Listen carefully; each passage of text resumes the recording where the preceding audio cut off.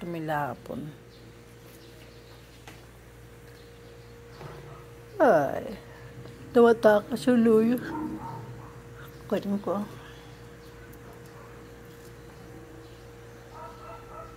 Palm tree fruit.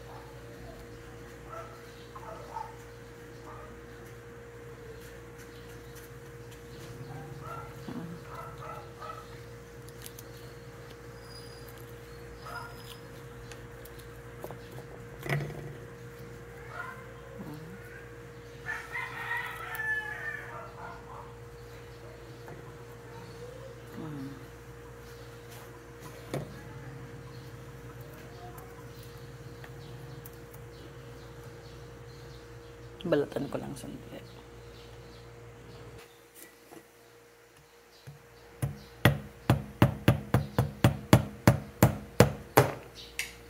Nahulog na naman. Ano ba yan? Nahulog.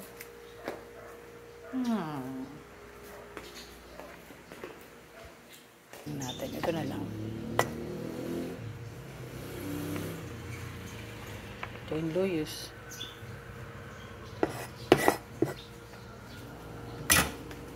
Mortar and pestle. Yeah, bigat.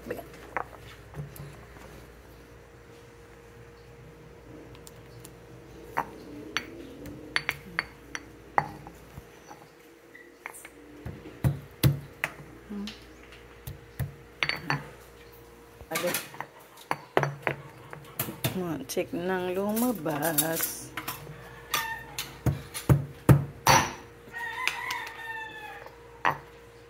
Talagang ano siya. Pitawan ko po muna kasi hirap akong hawakan habang nagdidikdik.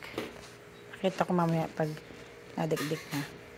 Talagang hard time itong pagdidikdik ng luyos eh.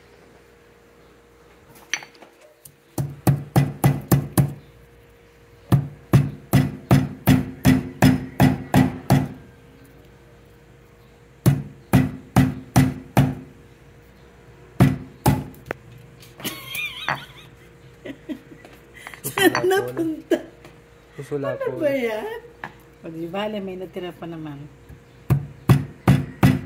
Ang malaga may natitira. Ano ba yan? Tanggalin nga natin yung iba ulit. Lumipod ulit.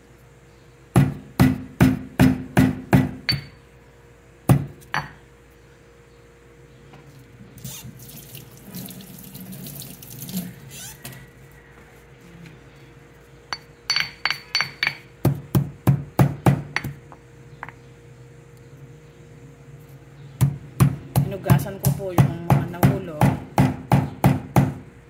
Siyempre, kailangan hinugasan po ulit.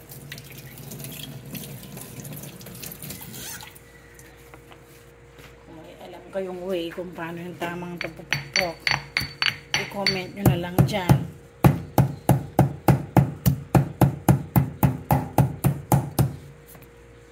Dahil ang papagpagpag na to talagang inuubos yung lakas ko.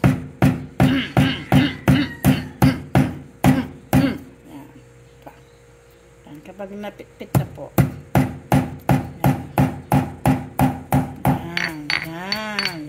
Pero konti na lang siya kasi lumipad po yung iba. Ayun, lumipad pa rin naman konti. Talagang pakunti ng pakunti dahil ayaw yatang magpainom na itong luyos na to.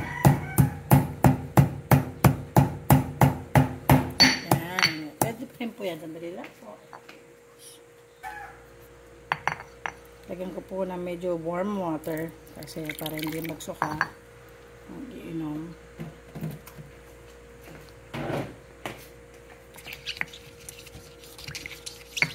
Yan, usually puti po yung kulay niyan kaso medyo tumanda na ng konti yung luyos.